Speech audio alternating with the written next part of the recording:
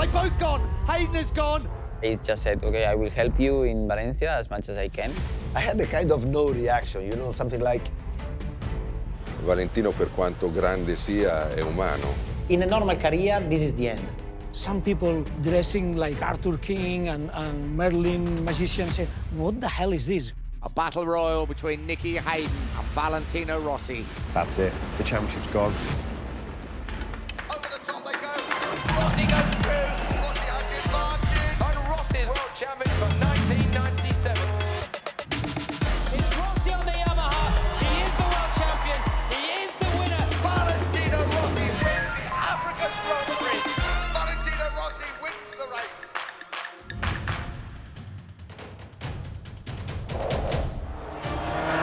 It's Rossi on the Yamaha. He is the world champion. He is the winner. In 2004, the Premier Class World Championship returns to Yamaha. Valentino had been so brilliant in 2004 and 2005. He was such a big favourite.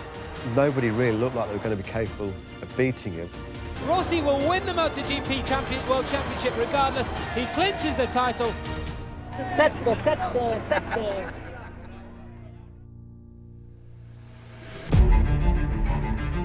Yamaha was worse than Honda in 2006.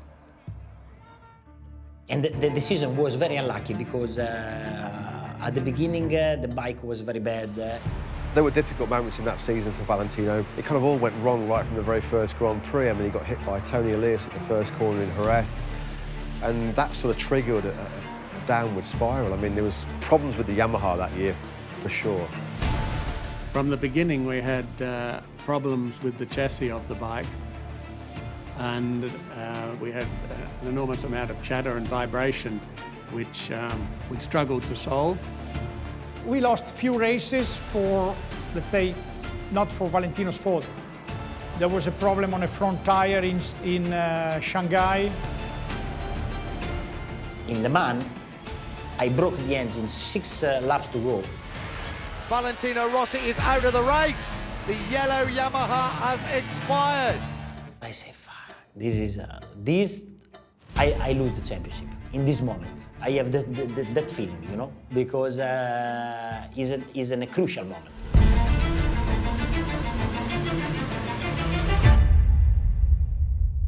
Rossi is sizing up Nicky Hayden, and Rossi has gone through absolutely superb overtaking manoeuvre, but then he runs it wide, and Hayden takes him back. His main rival for the championship that year was Nicky Hayden, who was so popular. Oh, Hayden and Edwards side by side. Edwards holds the advantage. He's got into the dirt. And Nicky Hayden has won the race. The man of the moment, it's Nicky Hayden. I don't think anyone really considered Nicky to be the favourite for the title, you know. And Nicky come back after the summer, or Christmas, the start of 2006, just like a new man. You know, he'd gone from the guy who was building up to something good. He just got so much confidence and so much sort of self-belief when he came back. A lot of people had sort of conflicting views about, like, you know, they would love to see Valentino win the championship and carry on this golden run, but they also would really, really wanted Nicky as well. Nicky Hayden wins the US Grand Prix. He is going to increase his lead in the World Championship. After Laguna Seca, Nicky was 50 points ahead, so it was a big gap. Valentino came back really quite dominant in the second half of the season, which put a lot of pressure on us, you know. I try, I recover, I won. I have some other problem with the bike, but we arrive in Portugal, and Hayden was have some point of advantage. Even from the helicopter up here, you can feel the tension and the excitement in the air. A battle royal between Nicky Hayden and Valentino Rossi for the ultimate prize on 2 wheels, the MotoGP World Championship. 12 points between Hayden and Rossi. Who's going to make the start? Hayden's got off the line a lot better than he had done before, but it looks like Colin Edwards on the Yamaha leads away with Rossi in second place. Estoril was such a memorable race for so many reasons. I mean, it was obviously the Hayden Pedrosa controversy. He passed me in one corner, and then in the next lap, in that same corner, I was behind. So I brake in my point because I thought as he passed me the lap before, I thought he would brake even later than me. But in fact, I don't know why that lap he braked more early. And then I was surprised that he braked more early. I didn't brake early enough. And I had no room, and I chose the inside instead of the outside. So I lost the front and take him out. So it was a big shame. The tears and the gravel for Nicky, because in that moment, I think everybody kind of just thought, when you saw Nicky walking off in the gravel in tears, it was like, that's it, the championship's gone. So I say, okay, we have the chance. At the end, we did a great battle with Elias, with Tony, but he beat me for nothing on the straight. Tony Elias rode the ride of his life. I mean, he beat Valentino. I think it's still one of the closest finishes ever in MotoGP history. And just those 5 points that Valentino lost, I don't think it knocked his confidence, but I think that just gave Nicky in particular that extra belief that, do you know what? I've still got a chance, and it's still not decided, and I'm going to go to Valencia still really believing that I can be world champion. After the accident, I immediately ran that afternoon into his motorhome. So I speak with him about what happened, and the intention, of course, was not to create any problem. I explained to him that it was the first rider I ever took out at that point. Of course, he was emotionally down at one point. I just said, okay, I will help you in Valencia as much as I can.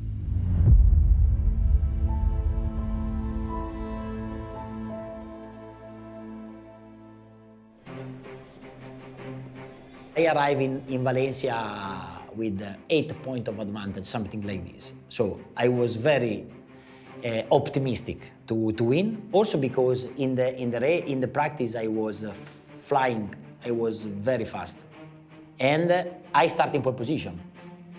So is okay. Eravamo abbastanza tranquilli per la domenica, come eravamo in Australia, come eravamo quelle finali di mondiale. We were in a position we knew we could win, but we had to beat Valentino. When we were driving in the car from the hotel, and Mark Lloyd was sitting in the car and we're driving, he goes, no, you know, it's going to be all right. He said, I've got a really good feeling about today.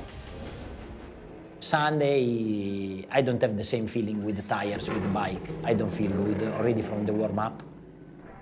Just before the race, after the qualifying, we decided what we could do if I was in front of him. So yes, I started in front of him, and then I decided to let him go at the beginning of the race and hold the riders behind me. The final showdown, ladies and gentlemen, is about to start. Avevamo fatto una celebrazione molto bella perché Vale avrebbe vinto l'8º mondiale. They came to us like 15 days earlier than the race and said, we are going to bring something very special, which is the best corner, because we will have to build it. Diventava l'8º cavaliere della tavola rotonda e c'era con tanto di spada nella roccia. Era infatti parlavamo con Sergi che lui aveva detto questa non è una gag ma è un set di un film. They were bringing the Merlin, they were bringing King Arthur, they were bringing people all dressed, and they wanted to do a performance. So that was planned to be, let's say, organized and performance.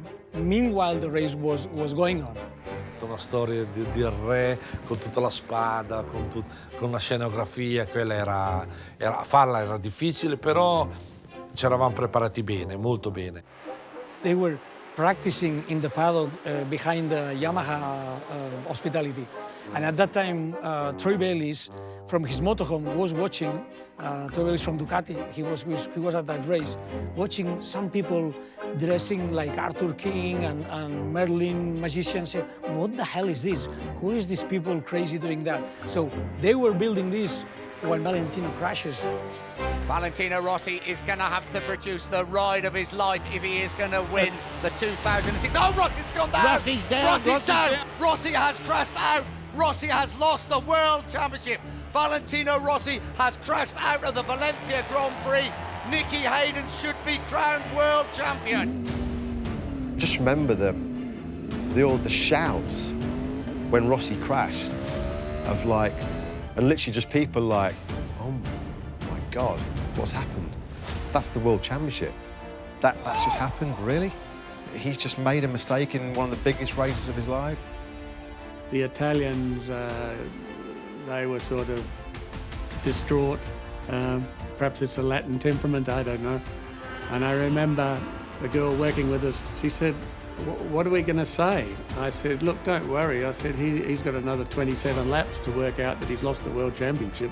It'll be fine. Pretty much all we could do, we could just stand there and watch. There was no miracle going to happen. You crash a motorcycle in the Grand Prix these days, you're not going to come back and win the race, that's for sure. Rossi settimo, no! Così no! Prenderla su, mannaggia! Prenderla su, mannaggia! Su! I had a kind of no reaction, you know, something like unbelievable, when you don't have no more words. Incredibile! Rossi è caduto! And we had to look ourselves with Loris Reggiani, who was commenting with me. Come on, let's go on. We have to talk to people. We have to explain. We must take care about the race, what happens in the race. And I remember a lot of people were upset with me because they said that after that crash, I was destroyed and not commenting anymore the race of Troy Bayliss and of Loris Capirossi. Not enough as Ducati and Bayliss and Capirossi deserved. It's possible. And I never had the courage and the strength to go and see again that race because I knew they were right. They were right. Ladies and gentlemen, salute the 2006 MotoGP World Champion. It's the American Nicky Hayden.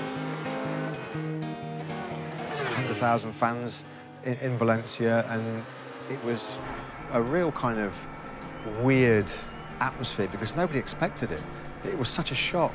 You know, Valentino had one hand and four fingers on the trophy. I mean, how could he lose it? I remember Sunday night going on a motorhome in Valentino. It was very sad. It was very difficult atmosphere. Mi ricordo che non abbiamo parlato tanto, ecco, fino almeno il giorno dopo.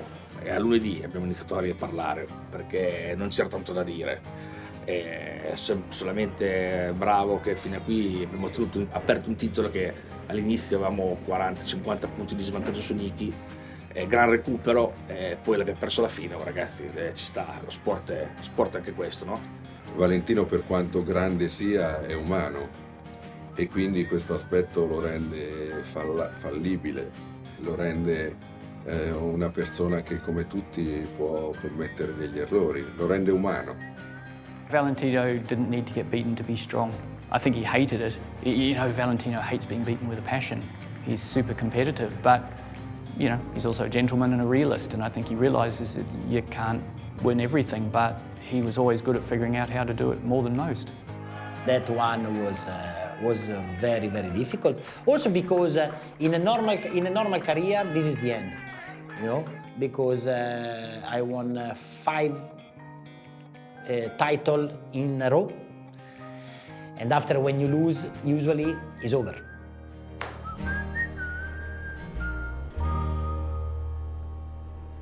Valentino at that time, he was the reference, he was the #1. Everybody was gauged against him. The competition was getting much, much tougher. You know, Max Biaggi and Sete Gibernau, Alex Barros, Loris Capirossi, they were tough rivals. But around that period, 2006, and then 2007, 8 onwards, you know, you had your Casey Stoners were arriving, Dani Pedrosa. So it was a new generation fighting against one generation before us. And then Rossi had to change a little bit his game to be able to still be competitive. Losing the title in Valencia, I think at the end helped Valentino for his future career. I mean, probably Valentino had to go back with the feet on the ground and say, okay, you can also lose. And probably help him to better face the up and down. Valentino understood that his natural talent alone wasn't going to get him through. So I think he would have worked more on his mental preparation, on his physical preparation, because he had to work that a little bit harder. I did a big step in that moment because I understand that if I want to win, I have to change more my life, my style, training, and make more athlete life, more focus. For the first time, I think he started out in the gymnasium, working in a gymnasium, which he hadn't had to do on the 250 or the 125, and in the first years on the Hondas, perhaps not as much. When you lose something, you have to learn something from what you lose. Otherwise, it's unuseful to lose. And this put everybody, not only Valentino, but also all the team and everybody with the feet on the ground and say, okay, if you want to win, you need to work.